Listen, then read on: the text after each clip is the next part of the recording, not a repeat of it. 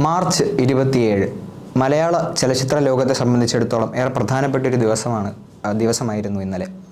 കാരണം മലയാള സിനിമ ആസ്വാദകരും അതുപോലെ തന്നെ ചലച്ചിത്ര നിരൂപകരും ചലച്ചിത്രത്തെപ്പറ്റി പഠിക്കുന്നവരും ചലച്ചിത്രം ആസ്വദിക്കുന്നവരെ പോലെ തന്നെ അതിൻ്റെ അണിയറ പ്രവർത്തകരും നടന്മാരും നിർമ്മാതാക്കളും ഒക്കെ ഉറ്റുനോക്കിയിരുന്ന ഒരു ചലച്ചിത്രം ഇന്നലെ റിലീസായി. പൃഥ്വിരാജ് സുകുമാരൻ്റെ L2 എമ്പുരാൻ എന്ന ചലച്ചിത്രം. ഞാനും എൻ്റെ കൂട്ടുകാരും FDFS ടിക്കറ്റുകൾ നേരത്തെ തന്നെ ബുക്ക് ചെയ്തിരുന്നു. നമുക്ക് അറിയാം, ഇന്ത്യൻ സിനിമാ ചരിത്രത്തിലെ തന്നെ പല റെക്കോർഡുകളും ഭേദിച്ചുകൊണ്ടാണ് ടിക്കറ്റിൻ്റെ സെയിൽസ് സിനിമയ്ക്ക് ഉണ്ടായത്. അതിനുശേഷം സോഷ്യൽ മീഡിയയിലൊക്കെ കത്തിപ്പടരുന്ന ഒരു ചർച്ച, മോഹൻലാലിൻ്റെ ലെഫ്റ്റനൻറ്റ് കേണൽ പദവി തിരിച്ചെടുക്കണം, അല്ലെങ്കിൽ അദ്ദേഹത്തിൻ്റെ ആ ചലച്ചിത്രം എമ്പുരാൻ എന്ന് പറയുന്ന ചലച്ചിത്രം ബഹിഷ്കരിക്കണം എന്നൊക്കെ പറഞ്ഞുള്ള വളരെ കാടുകേറിയ ചർച്ചകളൊക്കെയാണ് സോഷ്യൽ മീഡിയയിൽ നടക്കുന്നത്. അതിന് കാരണമായിട്ട് പറയുന്നത് ചലച്ചിത്രത്തിൽ ചർച്ച ചെയ്യുന്ന പല കാര്യങ്ങളും പല രാഷ്ട്രീയ പാർട്ടികൾക്കുമെതിരാണ്, അല്ലെങ്കിൽ ഗുജറാത്ത് കലാപത്തിനെ പറ്റി ചലച്ചിത്രത്തിൽ പറയുന്നുണ്ട്, അല്ലെങ്കിൽ കേന്ദ്ര സർക്കാരിനെ അവഹേളിച്ചുകൊണ്ട് ചലച്ചിത്രത്തിൽ പല രംഗങ്ങളും കാണിക്കുന്നുണ്ട് എന്നൊക്കെയുള്ള മുടന്തൻ ന്യായങ്ങൾ നൽകിക്കൊണ്ടാണ് ചലച്ചിത്രത്തിനെ ആ രീതിയിൽ കാണാതെ അതിനെ ബഹിഷ്കരിക്കണം, അല്ലെങ്കിൽ അതിൽ അഭിനയിച്ചത് കൊണ്ട് മാത്രം അതിലെ നായക നടൻ്റെ ലെഫ്റ്റനൻറ്റ് കേണൽ പദവി തിരിച്ചെടുക്കണം എന്നൊക്കെ പറയുന്നത് ശുദ്ധ അസംബന്ധമാണ് എന്ന് മാത്രം ആദ്യമേ പറഞ്ഞുകൊള്ളട്ടെ. കാരണം ഈ ചലച്ചിത്രം, ഇതിൻ്റെ ഒരു ക്യാൻവാസ് എന്ന് പറയുന്നത് വളരെ വലുതാണ്. ഇതിൽ ഇന്ത്യയിൽ നടക്കുന്ന പല കാര്യങ്ങളും പ്രത്യക്ഷമായും പരോക്ഷമായും ചർച്ച ചെയ്ത് കൊണ്ടുപോകുന്ന ഒരു ചലച്ചിത്രമാണിത്. കാരണം നമുക്കറിയാം, മുരളി ഗോപി എന്ന് പറയുന്ന ഒരു എഴുത്തുകാരൻ്റെ വിഷൻ എന്താണെന്ന് നമുക്ക് അദ്ദേഹത്തിന് മുമ്പുള്ള ചലച്ചിത്രങ്ങളിലൂടെ നമുക്കറിയാം. അപ്പോൾ അതുപോലെ തന്നെ അതിനേക്കാളൊക്കെ വലിയ ക്യാൻവാസിലുള്ള ഒരു ചലച്ചിത്രമാണ് എമ്പുരാൻ എന്ന് പറയുന്നത്. അതുകൊണ്ട് തന്നെ ഇന്ത്യയിൽ നടന്നിട്ടുള്ള, അല്ലെങ്കിൽ ഇപ്പോൾ നടന്നുകൊണ്ടിരിക്കുന്ന, നമ്മൾ ചുറ്റുപാടും കണ്ടുകൊണ്ടിരിക്കുന്ന പല സംഭവങ്ങളും വളരെ മികച്ചൊരു രീതിയിൽ പ്രേക്ഷകരുമായി സംവദിക്കുന്ന ഒരു ചലച്ചിത്രമാണ് എമ്പുരാൻ എന്ന് പറയുന്നത്. പക്ഷേ അതിനെ ഒരിക്കലും രാഷ്ട്രീയ മുതലെടുപ്പ് നടത്തുവാനോ അല്ലെങ്കിൽ ചേരിതിരിഞ്ഞ് ചലച്ചിത്രത്തെ ആക്രമിക്കാനോ നമ്മൾ ശ്രമിക്കേണ്ടതില്ല. അതിനെ അത്തരത്തിൽ മാത്രം കണ്ടാൽ മതി. ഒരു സിനിമയായി ആസ്വദിക്കാൻ മലയാളി പ്രേക്ഷകർക്ക് ആദ്യം അത്തരത്തിലുള്ള ഒരു വിവരം നമുക്കുണ്ടാകണം എന്ന് മാത്രം ആദ്യമേ പറയട്ടെ. 50 കോടിയോളം പ്രീ ബുക്കിങ്ങിലൂടെ തന്നെ ചലച്ചിത്രം വരുമാനമായി നേടിയെന്നാണ് അതിൻ്റെ നിർമ്മാതാക്കൾ അവകാശപ്പെട്ടിരുന്നത്. അങ്ങനെ അത്രയധികം ഹൈപ്പും അത്രയധികം ആളുകൾ ആവേശത്തോടെ ഉത്കണ്ഠയോടെ കാത്തിരുന്ന ഒരു ചലച്ചിത്രമായിരുന്നു. ആ ഹൈപ്പിനനുസരിച്ച്, അല്ലെങ്കിൽ ആ പ്രതീക്ഷകൾക്കനുസരിച്ച് ആ ചലച്ചിത്രം ഉയരുമോ? പൃഥ്വിരാജ് സുകുമാരൻ എന്ന സംവിധായകന് അങ്ങനെ ആളുകളുടെ പ്രതീക്ഷകളെ സാറ്റിസ്ഫൈ ചെയ്യാൻ സാധിക്കുമോ എന്ന് ഒരു സംശയം എല്ലാവർക്കും ഇടയിലുണ്ടായിരുന്നു. എങ്കിലും മോഹൻലാലിൻ്റെ ഒരു ഗംഭീരമായ തിരിച്ചുവരവ് എമ്പുരാനിലൂടെ സാധ്യമാകും എന്ന് എല്ലാവരും വിശ്വസിച്ചിരുന്നു. അതുപോലെ തന്നെ ആ ഒരു തിരിച്ചുവരവ് വളരെ ഗംഭീരമായി, വളരെ മികച്ചതായി പൃഥ്വിരാജ് സുകുമാരൻ എമ്പുരാനിൽ ഒരുക്കി എന്ന് തന്നെ ആദ്യമേ ഞാൻ പറയട്ടെ. അപ്പോൾ FDFS ഇതാണല്ലോ, ഫസ്റ്റ് ഷോ സിനിമയ്ക്ക് പോകുന്നതും പിന്നീട് ഒരു സിനിമയ്ക്ക് പോകുന്നതും തമ്മിൽ വലിയൊരു അന്തരമുണ്ടെന്ന് കഴിഞ്ഞ ദിവസമാണ് ഞാൻ മനസ്സിലാക്കുന്നത്. കാരണം OTTയിൽ ഒരു ചലച്ചിത്രം കാണുമ്പോൾ നമുക്ക് റീക്രിയേറ്റ് ചെയ്യാൻ പറ്റാത്ത, അല്ലെങ്കിൽ ഒരിക്കലും നമുക്ക് അനുഭവിക്കാൻ സാധിക്കാത്ത ഒരു എക്സ്പീരിയൻസ് ആണ് ഫസ്റ്റ് ഷോ ഒരു ചലച്ചിത്രത്തിന് പോകുമ്പോൾ, നമുക്ക് ഒരു തിയേറ്ററിൽ പോയി സിനിമ കാണുമ്പോൾ നമുക്ക് ലഭിക്കുന്നത്. കാരണം ആ ഒരു ആളുകളുടെ ആ ഒരു ആരവവും ആവേശവും അതുതന്നെയാണ് ഒരു സിനിമ നമ്മൾ കാണുമ്പോൾ നമ്മുടെ ഉള്ളിൽ ഉണ്ടാക്കുന്ന ഒരു പ്രതികരണം എന്ന് പറയുന്നത്. നമുക്ക് രോമാഞ്ചം ഉണ്ടാക്കുന്ന പല സന്ദർഭങ്ങളും ഈ ആളുകളുടെ ആരവവും ആവേശവും ഒക്കെ കാരണമാണ് നമ്മളിൽ ഉണ്ടാകുന്നതെന്ന് പിന്നീട് ആ ചലച്ചിത്രം OTTയിൽ കാണുമ്പോൾ നമുക്ക് മനസ്സിലാവും. വളരെ ഗംഭീരമായ ഒരു ഇൻട്രോയാണ് മോഹൻലാലിന് ഈ ചലച്ചിത്രത്തിൽ പൃഥ്വിരാജ് നൽകിയിരിക്കുന്നത്. പക്ഷേ അതിലേക്ക് എത്താൻ കുറച്ച് സമയമെടുക്കുമെന്ന് മാത്രമേ ഉള്ളൂ. കാരണം ഏകദേശം സിനിമയുടെ ആദ്യ പകുതിയുടെ ഒരു അരമണിക്കൂറൊക്കെ കഴിയുമ്പോഴാണ് ലാലേട്ടൻ്റെ ഗംഭീരമായ ആ ഒരു ഇൻട്രോ എന്ന് പറയുന്നത്. അതുവരെ കാണിക്കുന്നത് അതിൻ്റെ ചലച്ചിത്രത്തിൻ്റെ ബാക്ക് സ്റ്റോറിയായിട്ട് ബന്ധപ്പെട്ടിട്ടുള്ള പല കാര്യങ്ങളും, അതുപോലെ തന്നെ ആദ്യത്തെ ചലച്ചിത്രത്തിലെ കഥാപാത്രങ്ങൾക്ക് കുറച്ചുകൂടി സ്ക്രീൻ സ്പേസ് എമ്പുരാനിൽ പൃഥ്വിരാജ് നൽകിയിട്ടുണ്ട്. അതിൽ എടുത്തു പറയേണ്ടത്, ബൈജു അവതരിപ്പിക്കുന്ന കഥാപാത്രം ആദ്യത്തെ ചലച്ചിത്രമായ ലൂസിഫറിൻ്റെ അവസാന ഭാഗത്ത് പറയുന്ന ഒരു ഡയലോഗുണ്ട്, ഒരു മര്യാദയൊക്കെ വേണ്ടടേ. ആ ഒരു ഡയലോഗിന് പിന്നീട് ആളുകളുടെ ഇടയിൽ കിട്ടിയ സ്വീകാര്യത ചെറുതല്ല. അപ്പോൾ അതുകൊണ്ടൊക്കെ തന്നെ ആയിരിക്കണം ബൈജുവിന് ഈ ചലച്ചിത്രത്തിൽ, ബൈജുവിൻ്റെ കഥാപാത്രത്തിന് കുറേ കൂടി സ്ക്രീൻ സ്പേസ് കൊടുത്തിട്ടുണ്ട്. അദ്ദേഹത്തിൻ്റെ തനതായ ഒരു ശൈലി ഉണ്ടല്ലോ, തിരുവനന്തപുരം ഭാഷയൊക്കെ പറഞ്ഞുകൊണ്ടുള്ള അദ്ദേഹത്തിൻ്റെ ആ ഒരു രീതി, അതിനെ ഇവിടെ കൃത്യമായിട്ട് പൃഥ്വിരാജ് എന്ന് പറയുന്ന ആ ഒരു വിഷണറി ആയിട്ടുള്ള ആ സംവിധായകന് കൃത്യമായിട്ട് മുതലെടുക്കാൻ സാധിച്ചിട്ടുണ്ട് എന്ന് ആദ്യമേ പറയട്ടെ. അതുപോലെ തന്നെയാണ് നന്ദു അവതരിപ്പിക്കുന്ന ഒരു കഥാപാത്രം. അതിനും പുള്ളിയുടെ കഥാപാത്രത്തിനും കുറച്ചുകൂടി സ്ക്രീൻ സ്പേസ് രണ്ടാമത്തെ ചലച്ചിത്രത്തിൽ എമ്പുരാനിൽ നൽകിയിട്ടുണ്ട്.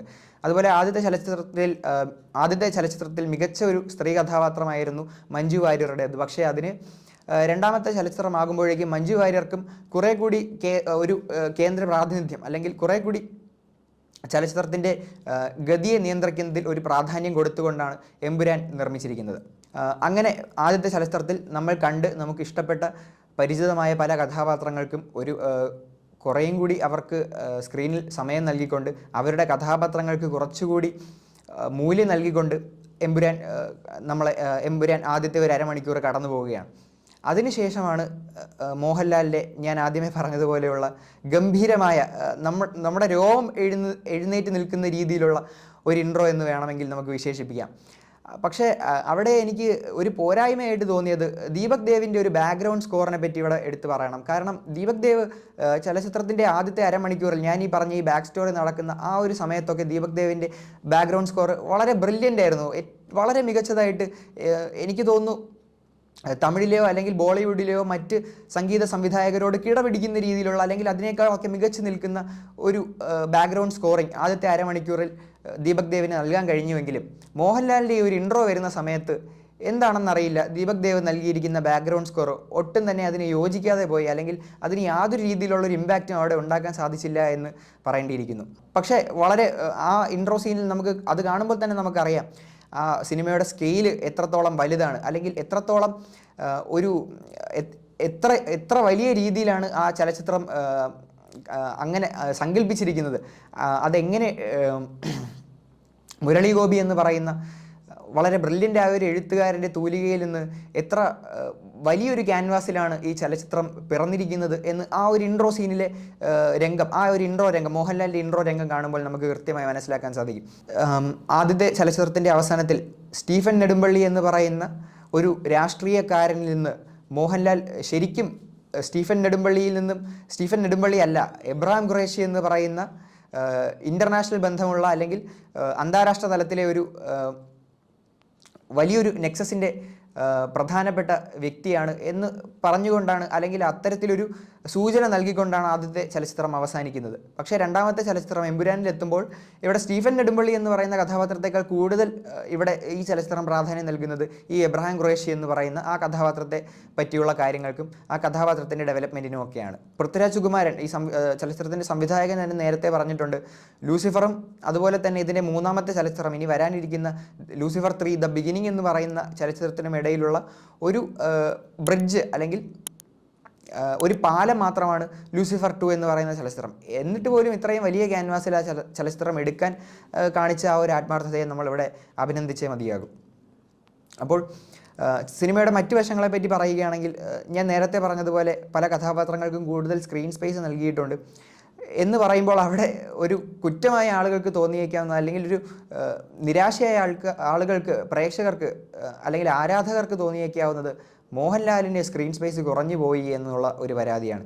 പക്ഷേ പിന്നീട് പൃഥ്വിരാജ് സുകുമാരൻ ഒരു ഇൻ്റർവ്യൂവിൽ പറയുകയുണ്ടായി, അതായത് മോഹൻലാലിന് ആദ്യത്തെ ചലച്ചിത്രത്തിൽ പോലും, ലൂസിഫർ എന്ന ചലച്ചിത്രത്തിൽ പോലും മോഹൻലാലിന് 40 മിനിറ്റ് മാത്രമേ സ്ക്രീൻ സ്പേസ് നൽകിയിട്ടുള്ളൂ എന്ന്.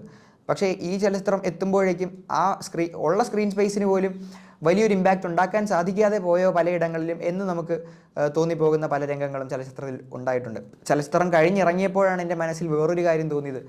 മോഹൻലാലിനെ സംബന്ധിച്ചിടത്തോളം സ്റ്റീഫൻ നെടുമ്പള്ളി എന്ന് പറയുന്ന കഥാപാത്രം ഏറെ അനായാസേന മോഹൻലാൽ എന്ന് പറയുന്ന മികച്ച നടൻ കൈകാര്യം ചെയ്യുമ്പോഴും എബ്രഹാം ഖുറേഷിയുടെ കഥാപാത്രം കൈകാര്യം ചെയ്യുന്നതിൽ എവിടെയൊക്കെയോ എന്തൊക്കെയോ പാളിച്ചകൾ, അത് അദ്ദേഹം എന്ന നടനിൽ വന്ന വീഴ്ചകളാണോ, അല്ലെങ്കിൽ അതിനുപരിയായിട്ട് ഞാൻ നേരത്തെ പറഞ്ഞതുപോലെ ദീപക് ദേവിൻ്റെ ആ ഒരു ബാക്ക്ഗ്രൗണ്ടിലുള്ള ആ ഒരു സംഗീതം അല്ലെങ്കിൽ മറ്റു കാര്യങ്ങളൊക്കെ ചേർന്നുകൊണ്ട് അങ്ങനെ ഒരു നിരാശ ഉണ്ടാക്കിയതാണോ എന്ന് ഇനിയും ആലോചിക്കേണ്ടിയിരിക്കുന്നു. പക്ഷേ എന്നിരുന്നാലും ആ എബ്രഹാം ഖുറേഷി എന്ന് പറയുന്ന കഥാപാത്രം സ്ക്രീനിൽ വരുന്ന സമയങ്ങളിൽ എപ്പോഴും ഒന്നും ആ വലിയൊരു രീതിയിലുള്ള ഇമ്പാക്റ്റ് ഉണ്ടാക്കാൻ സാധിക്കാതെ പോയി എന്ന് പറയേണ്ടിയിരിക്കുന്നു. പക്ഷേ ഞാൻ നേരത്തെ പറഞ്ഞതുപോലെ സ്റ്റീഫൻ നെടുമ്പള്ളി എന്ന് പറയുന്ന കഥാപാത്രം രണ്ടാമത്തെ ചലച്ചിത്രത്തിൽ വളരെ ചെറിയൊരു ഭാഗത്താണ് സ്റ്റീഫൻ നെടുമ്പള്ളിയായിട്ട് മോഹൻലാൽ എത്തുന്നതെങ്കിൽ പോലും ആ വരുന്ന സന്ദർഭങ്ങളിൽ ആളുകൾക്ക്, പ്രേക്ഷകർക്ക്, ആരാധകർക്ക് എഴുന്നേറ്റ് നിന്ന് കൈയടിക്കാൻ രീതിയിലുള്ള കാര്യങ്ങളാണ് സംവിധായകനും എഴുത്തുകാരനും ചലച്ചിത്രത്തിൽ നമുക്കായി ഒരുക്കി വെച്ചിട്ടുള്ളത് എന്നും കൂടി പറയേണ്ടിയിരിക്കുന്നു. പിന്നീട് എടുത്തു പറയേണ്ട ഒരു കാര്യം, ഈ ചലച്ചിത്രം നമ്മളുമായി സംവദിക്കുന്ന, അല്ലെങ്കിൽ ഈ ചലച്ചിത്രത്തിലൂടെ എഴുത്തുകാരൻ മുരളി ഗോപി നമ്മളുമായി പറയാൻ ആഗ്രഹിക്കുന്ന പ്രേക്ഷകരോട് സംസാരിക്കുവാൻ ആഗ്രഹിക്കുന്ന കുറച്ച് പൊളിറ്റിക്സ് ഉണ്ട്, കുറച്ച് കൃത്യമായ രാഷ്ട്രീയ നിരീക്ഷണങ്ങളുണ്ട്. ആദ്യത്തേത് അതിൽ എടുത്തു പറയേണ്ടത് ഏതെങ്കിലും ഒരു രാഷ്ട്രീയ പാർട്ടിയെ പ്രീണിപ്പിച്ചുകൊണ്ട് മറ്റൊരു രാഷ്ട്രീയ പാർട്ടിയെ അധിക്ഷേപിച്ചുകൊണ്ട് അല്ല ചലച്ചിത്രം മുന്നോട്ട് പോകുന്നത്. എല്ലാ രാഷ്ട്രീയ പാർട്ടികളെയും അവരുടെ കൃത്യമായി നിരീക്ഷിച്ചുകൊണ്ട് അവരുടെ കൊള്ളരുതായ്മകൾ, അവരുടെ പോരായ്മകൾ കൃത്യമായി പറഞ്ഞുകൊണ്ടാണ് ചലച്ചിത്രം ആദ്യം മുതൽ തന്നെ മുന്നോട്ട് പോകുന്നത്. പക്ഷേ ചലച്ചിത്രം ഇറങ്ങിക്കഴിഞ്ഞതിന് ശേഷം ഞാൻ പിന്നീട് വാർത്തകളിലൂടെ അറിയുന്നത് സംഘപരിവാർ പ്രവർത്തകരൊക്കെ തന്നെ ചലച്ചിത്രം ബഹിഷ്കരിക്കണം എന്ന് ആഹ്വാനം ചെയ്തിരിക്കുന്നു എന്നതാണ്. അതിന് കൃത്യമായിട്ടുള്ള കാരണം എനിക്ക് മനസ്സിലാക്കാൻ സാധിക്കുന്നത്, ചലച്ചിത്രം തുടങ്ങുമ്പോൾ തന്നെ കാണിക്കുന്നത്, ഇത് സ്പോയിലർ ആണെന്ന് ഒരിക്കലും പറയാൻ സാധിക്കില്ല, കാരണം ചലച്ചിത്രം തുടങ്ങുന്നത് തന്നെ ഇങ്ങനെയാണ്. ഗുജറാത്ത് കലാപം കാണിച്ചുകൊണ്ടാണ് ചലച്ചിത്രത്തിൻ്റെ ബിഗിനിങ് ക്രെഡിറ്റ്സ് തന്നെ കാണിക്കുന്നത്. അപ്പോൾ ഗുജറാത്ത് കലാപം, അത് ആ ട്രെയിൻ തീവയ്പ്പും അതിനെ തുടർന്നുണ്ടായ കലാപവും ഒക്കെ കൃത്യമായി കാണിച്ചുകൊണ്ടാണ് ചലച്ചിത്രത്തിൻ്റെ ആദ്യത്തെ ഒരു 20 മിനിറ്റ് കൃത്യമായിട്ടും കടന്നു പോകുന്നത്. അപ്പോൾ ബജ്റംഗ് ദൾ പ്രവർത്തകർ മുസ്ലിങ്ങൾക്ക് നേരെ അഴിച്ചുവിട്ട വളരെ ക്രൂരവും പൈശാചികവുമായിട്ടുള്ള പീഡനങ്ങളും കൊടിയ ക്രൂരതകളുമൊക്കെ വളരെ കൃത്യമായിട്ട് ആളുകൾക്ക് ഉള്ളിൽ തട്ടുന്ന രീതിയിൽ, അല്ലെങ്കിൽ ആളുകൾക്ക് അറപ്പുളവാക്കുന്ന രീതിയിൽ, പ്രേക്ഷകർക്ക് അത്തരത്തിലൊരു ഇമോഷൻ ക്രിയേറ്റ് ചെയ്യുന്ന രീതിയിൽ ആദ്യത്തെ ഒരു 20 മിനിറ്റ് ചലച്ചിത്രത്തിൽ കടന്നു പോകുന്നുണ്ട്. അപ്പോൾ ആ രംഗങ്ങളൊക്കെ തന്നെ ആയിരിക്കണം ഞാനിപ്പോൾ നേരത്തെ പറഞ്ഞതുപോലെ സംഘപരിവാർ പ്രവർത്തകരെ ചൊടിപ്പിച്ചത് എന്ന് വേണമെങ്കിൽ നമുക്ക് പറയാം. പക്ഷേ ഞാൻ നേരത്തെ പറഞ്ഞല്ലോ, എല്ലാ രാഷ്ട്രീയ ശക്തികളെയും അല്ലെങ്കിൽ എല്ലാ രാഷ്ട്രീയ പാർട്ടികളെയും കൃത്യമായി നിരീക്ഷിച്ചുകൊണ്ട് അവരെ എല്ലാവരെയും ഏതെങ്കിലും ഒരു രീതിയിൽ വളരെ സർക്കാസ്റ്റിക്കായിട്ട് അവരെക്കുറിച്ച് സംസാരിച്ചുകൊണ്ട് ചലച്ചിത്രം മുന്നോട്ട് പോകുന്നു എന്ന് പറയുമ്പോൾ എന്തുകൊണ്ടാണ് ഇവരെ മാത്രം ഇത് ചൊടിപ്പിച്ചത് എന്ന് എനിക്ക് മനസ്സിലാകുന്നില്ല. പിന്നീട് സിനിമയിൽ എടുത്തു പറയേണ്ട മറ്റൊരു കാര്യം, ഹോളിവുഡ് ലെവലായിട്ട് ഈ ചലച്ചിത്രം ഇതിൻ്റെ ഹോളിവുഡ് ലെവൽ മേക്കിംഗ് ആണ്. കാരണം നമുക്കറിയാം, പല ഹോളിവുഡ് സിനിമകളിലും പല ഹോളിവുഡ് ആക്ഷൻ ഫ്രാഞ്ചൈസികളിലും നമ്മൾ കണ്ടിട്ടുള്ള മിഷൻ ഇമ്പോസിബിൾ അല്ലെങ്കിൽ അതുപോലെയുള്ള ജെയിംസ് ബോണ്ട് പോലെയുള്ള ചലച്ചിത്രങ്ങളിലൊക്കെ നമ്മൾ കണ്ട് ശീലിച്ചിട്ടുള്ള പല കാര്യങ്ങളും ഒരിക്കലും മലയാള സിനിമ, എനിക്ക് തോന്നുന്നില്ല മലയാള സിനിമയുടെ ചരിത്രത്തിൽ ഇത്രയും ആ ഒരു ഹോളിവുഡ് ലെവലിനോട് കിടപിടിക്കാവുന്ന രീതിയിൽ മറ്റൊരു ചലച്ചിത്രം ഇതിനു മുമ്പ് വന്നിട്ടുണ്ടോ എന്ന് സംശയമാണ്. കാരണം അത്തരത്തിലാണ് പൃഥ്വിരാജ് സുകുമാരൻ എന്ന സംവിധായകൻ്റെ വിഷൻ ഇവിടെ സഞ്ചരിച്ചിരിക്കുന്നത്. അദ്ദേഹം എത്രമാത്രം ഇൻ്റർനാഷണൽ ചലച്ചിത്രങ്ങളുമായിട്ട് ഇടപഴകുന്നുണ്ട്, അല്ലെങ്കിൽ അദ്ദേഹം എത്രമാത്രം ആ കാര്യങ്ങളെക്കുറിച്ച് കൃത്യമായി മനസ്സിലാക്കിയിരിക്കുന്നുണ്ട് എന്ന് തന്നെ നമുക്കിതിൽ നിന്ന് വ്യക്തമാണ്. അപ്പോൾ ഹോളിവുഡ് ലെവൽ മേക്കിംഗ് എടുത്തു പറയേണ്ട ഒരു കാര്യമാണ്. അല്ലെങ്കിൽ ആ ചലച്ചിത്രത്തിന് വേണ്ടി ചിലവഴിച്ചിരിക്കുന്ന പൈസയുടെ കാര്യത്തിലും നമുക്ക് ഏകദേശം ഒരു ധാരണ ആ ഒരു മേക്കിംഗ് കാണുമ്പോൾ തന്നെ നമുക്ക് മനസ്സിലാക്കാൻ സാധിക്കും. അതുപോലെ തന്നെയാണ് മറ്റൊരു കാര്യം പറയാനുള്ളത്.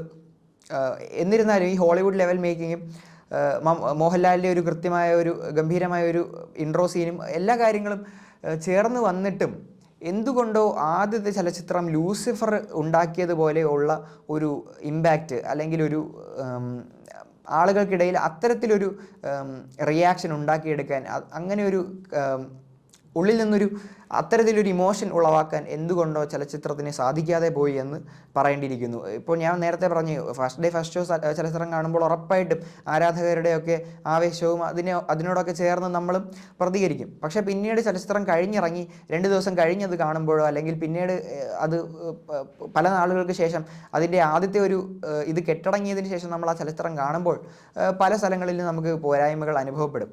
അപ്പോൾ അത് ഇവിടെ എടുത്തു പറയേണ്ട മറ്റൊരു കാര്യമാണ്. പക്ഷേ ചലച്ചിത്രത്തിൻ്റെ അവസാന ഭാഗത്തേക്കൊക്കെ എത്തുമ്പോൾ എവിടെയൊക്കെയോ ഒരു ഇഴച്ചിൽ നമുക്ക് അനുഭവപ്പെടും. എവിടെയൊക്കെയോ അത് എന്തൊക്കെയോ ഒരു കാരണങ്ങൾ കൊണ്ട് ഒരു ടിപ്പിക്കൽ ബോളിവുഡ് ചലച്ചിത്രമാകാൻ എവിടെയൊക്കെയോ എമ്പുരാൻ അങ്ങനെ ആയി പോകുന്നു എന്ന് നമുക്കൊരു സംശയം നമ്മുടെ ഉള്ളിൽ തോന്നിപ്പോകും. വളരെ വലിയൊരു ഹൈപ്പ് ഉണ്ടായിരുന്നത്, ഒരിക്കലും ഞാൻ സ്പോയിൽ ചെയ്യാൻ ആഗ്രഹിക്കുന്നില്ല, പക്ഷേ ഒരു ഡ്രാഗൺ ഡിസൈനൊക്കെയുള്ള ഒരു ഷർട്ട് ധരിച്ച് പുറംതിരിഞ്ഞു നിൽക്കുന്ന വ്യക്തി ചലച്ചിത്രത്തിൽ ആരാണ് ആ കഥാപാത്രം ചെയ്യുന്നത് എന്നുള്ളതിനെപ്പറ്റി എല്ലാ ആളുകളും ആകാംക്ഷയോടെ കാത്തിരുന്നതാണ്. ഒരു രീതിയിലും ഒരു ഇൻ്റർവ്യൂവിലും അത് ആരാണെന്ന് പൃഥ്വിരാജ് സുകുമാരനോ മറ്റ് അണിയറ പ്രവർത്തകരോ വെളിപ്പെടുത്തിയിരുന്നില്ല. പക്ഷേ ആ ഒരു കഥാപാത്രം ചലച്ചിത്രത്തിൽ വരുമ്പോഴും എന്തുകൊണ്ടോ അതിന് അങ്ങനെ ഒരു ഹൈപ്പ് നമ്മൾ ഉദ്ദേശിച്ച രീതിയിൽ ആ കഥാപാത്രത്തിൻ്റെ ഒരു ഇൻട്രോയ്ക്ക് ഉണ്ടാക്കിയെടുക്കാൻ സാധിച്ചില്ല, അല്ലെങ്കിൽ നമ്മൾ പ്രതീക്ഷിച്ച പോലെ എന്തുകൊണ്ടോ അതിന് ഉയരാൻ സാധിച്ചില്ല എന്ന് മാത്രം പറയട്ടെ. അപ്പോൾ മൊത്തത്തിൽ വളരെ മികച്ചൊരു അനുഭവമാണ് ചലച്ചിത്രം നൽകിയത് എങ്കിൽ പോലും അതിനെ വളരെ കൃത്യമായിട്ട് നമ്മൾ അതിനെപ്പറ്റി പിന്നീട് വിശകലനം ചെയ്യുമ്പോൾ എവിടേക്കോ എന്തൊക്കെയോ പോരായ്മകൾ, എന്തെല്ലാമോ കാരണം എവിടേക്കോ നമ്മുടെ പ്രതീക്ഷയ്ക്ക് അനുസരിച്ച് ചലച്ചിത്രത്തിന് ഉയരാൻ സാധിച്ചില്ലല്ലോ എന്നുള്ളൊരു വിഷമം, എന്നുള്ളൊരു നിരാശ മാത്രം ബാക്കിയുണ്ട് എന്ന് മാത്രം പറയും. പക്ഷേ എന്നിരുന്നാലും പൃഥ്വിരാജ് സുകുമാരൻ എന്ന് പറയുന്ന സംവിധായകൻ്റെ ആ വിഷണറി ആയിട്ടുള്ള ആ ഒരു ചലച്ചിത്ര നിർമ്മാണത്തിനും അതുപോലെ തന്നെ ഹോളിവുഡ് ലെവൽ മേക്കിങ്ങിനും ഒക്കെ തന്നെ നമ്മൾ കയ്യടികൾ നൽകുമ്പോഴും അതിനെയൊക്കെ നമ്മൾ അഭിനന്ദിക്കുമ്പോഴും നമ്മൾ ഓർക്കേണ്ട മറ്റൊരു കാര്യം കൂടി, അഭിനന്ദനാർഹമായ മറ്റൊരു കാര്യം കൂടി ഇതിലുള്ളത്, തകർന്നു കിടക്കുന്ന മലയാള സിനിമാ വ്യവസായത്തെ, അല്ലെങ്കിൽ പല സിനിമകളും മുതൽ മുടക്ക് പോലും തിരിച്ച് പിടിക്കാൻ സാധിക്കാതെ തിയേറ്ററുകളിൽ കൊമേഴ്ഷ്യൽ ഫെയിലിയറായി പോകുന്ന ഒരു സാഹചര്യത്തിൽ മലയാള സിനിമയിൽ ഒരു മലയാള സിനിമയായിരുന്നിട്ട് കൂടി ആഗോളതലത്തിൽ ശ്രദ്ധ പിടിച്ചു പറ്റാനും പുതിയ റെക്കോർഡുകൾ ഉണ്ടാക്കാനും പഴയ റെക്കോർഡുകൾ ഭേദിക്കാനുമൊക്കെ സാധിക്കുന്ന ഒരു ചലച്ചിത്രമായി എമ്പുരാൻ മാറുന്നു എന്നത് മലയാള സിനിമയ്ക്ക് കൂടി നൽകുന്ന ആ ഒരു ബൂസ്റ്റ്, അതിനെയാണ് നമ്മളിവിടെ ശ്രദ്ധ നൽകണം. അതിനുവേണ്ടി നമ്മൾ പൃഥ്വിരാജ് സുകുമാരൻ എന്ന സംവിധായകനെയും അദ്ദേഹത്തിൻ്റെ എമ്പുരാൻ എന്ന ചലച്ചിത്രത്തെയും അഭിനന്ദിച്ചേ മതിയാകും.